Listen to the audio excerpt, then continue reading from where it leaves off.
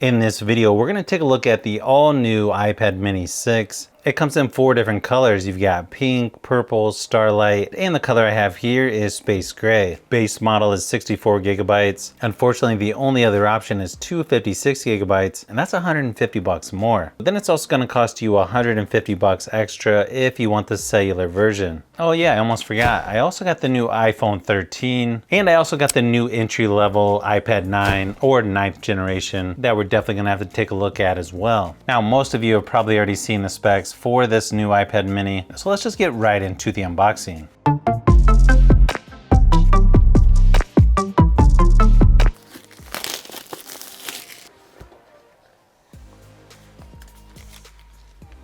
Nice to see they're still throwing in Apple stickers.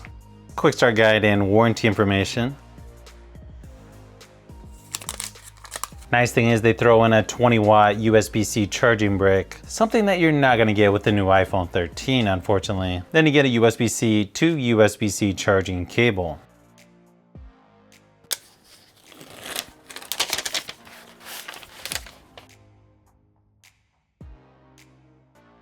Okay, so yeah, this thing is super thin, really nice flat edges here. Plus the volume buttons, and the power button also doubles as your Touch ID. And you got dual speakers on each side of the tablet, or top and bottom, depending on how you're holding it.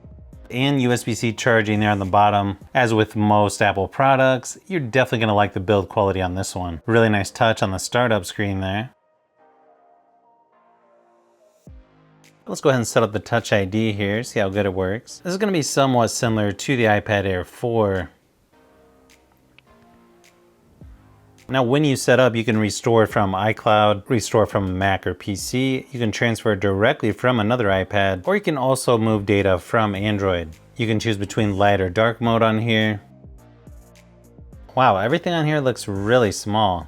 I will say this new 8.3-inch screen does seem to be about the right size, and it fits in one hand pretty easily. And I'm not too sure about all this extra space around the icons. I don't know, maybe I'll get used to that. So it looks like right out of the box, I'm using about 13.5 gigabytes of the 64 gigabyte storage. I'm not quite sure why they don't offer you 128, but who knows, maybe next year, right? Just like a lot of other iPad, iPhone products out there, you swipe over from the corner.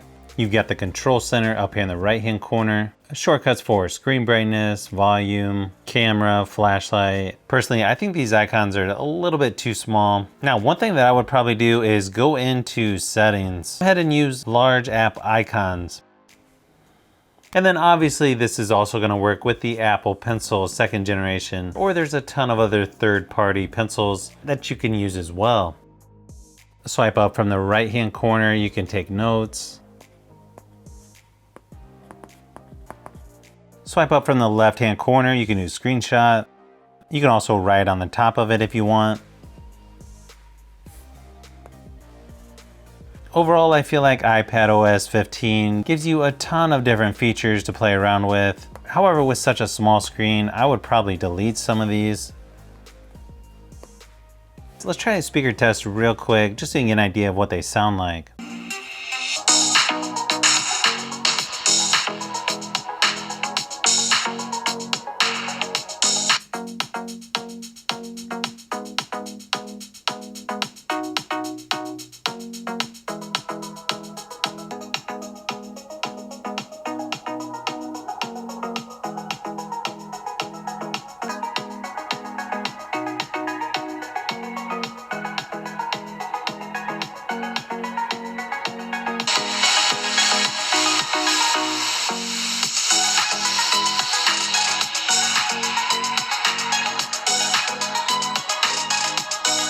Okay, maybe not quite as loud as I thought it would be. This definitely is not as loud as the iPad Air 4. I don't know, might not even be as loud as the regular entry-level iPad. I'll definitely have to compare those. But I feel overall this is actually pretty decent for a tablet this size. Let's try the camera out real quick just to see what we got here.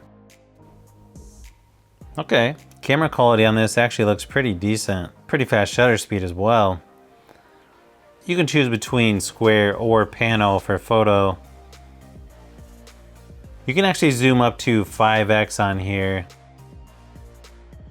Then you've also got flash, timer, you can turn live photo on and off, and then you've also got slow-mo and time-lapse. Here's a few samples of photos and video just to give you an idea of what to expect from the new iPad mini 6. I gotta say, as far as photos go with this new iPad mini, I feel like you can get some really good photos with this. Definitely better than I expected, as long as you have pretty good lighting. Now when it comes to video, the one thing that I did notice, I couldn't figure out where it says 30 frames per second, 60 frames per second. I don't know, maybe they changed something in iOS 15, but as far as I can tell, yeah, I couldn't change it.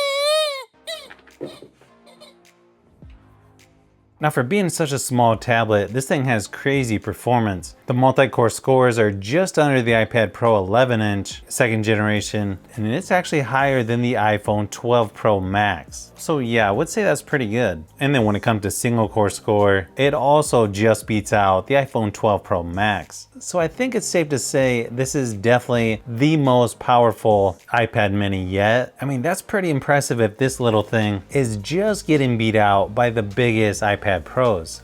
I tested games like PUBG Mobile, Asphalt 9. Everything looks really nice and sharp, HD graphics, high frame rates. Everything looks really nice and clear. I mean, you can almost max them out on all the settings and not have any problems on most mobile games. For a tablet this size, this thing is definitely a powerhouse. For some reason on Asphalt 9 and PUBG Mobile, they leave extra black bars on the left and right hand side. I'm not sure why, but I feel like they could extend that out. Nice thing is you don't have to use a controller with this tablet because it's so compact. It just makes it easier to handle pretty much with whatever game you're playing. And if you've watched my channel at all, you know I'm more of an Android guy, but I gotta give it to this iPad mini. This thing is really nice. Everything looks really nice on here. Performance is good. I wish that we get rid of that extra space around the icons. And there is some stuff that looks a little too small in my opinion, when it doesn't have to be that small. Now, one other thing is you don't get a headphone jack with this one. But overall, if you're considering getting the new iPad mini, it's pretty much a no-brainer.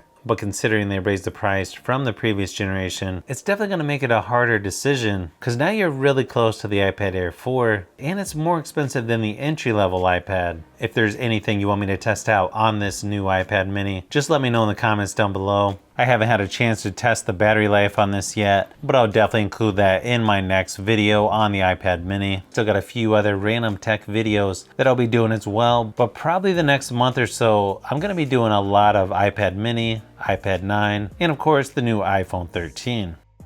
So if you've made it this far into the video, you may want to say thanks by subscribing, and don't forget to give a thumbs up if this video was helpful. This is Brian from Fishbee Productions. Thanks for watching, and I'll see you on the next one.